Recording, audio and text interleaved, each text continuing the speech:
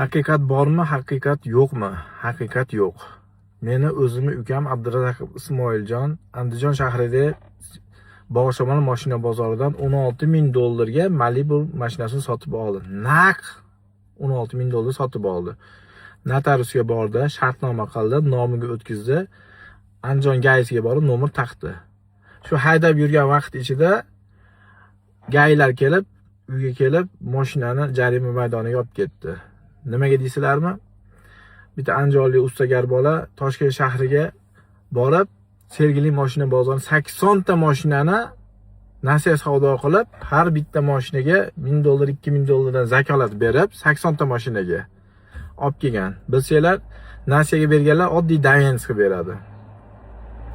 U usta bola Andijon shahriga bozorga olib kelib, naq pulga sotib olgan. Ichida Captiva, Malibu, Gentra, Cobalt hamma mashinadan bo'lgan.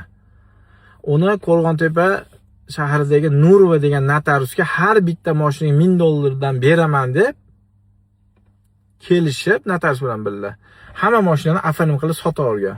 Uni ichida ukam ham shunlarni kasriga tushib qolgan.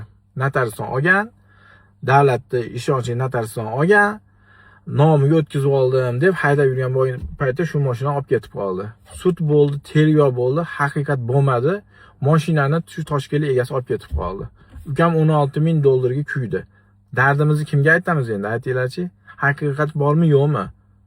Buni tegishli joylarga jo'natib qo'yinglar, zeroki foydamizga hal qilib bersa. Hozir ukam 16.000 dollarga kuydi. Mashinasi yo'q, olib ketdi.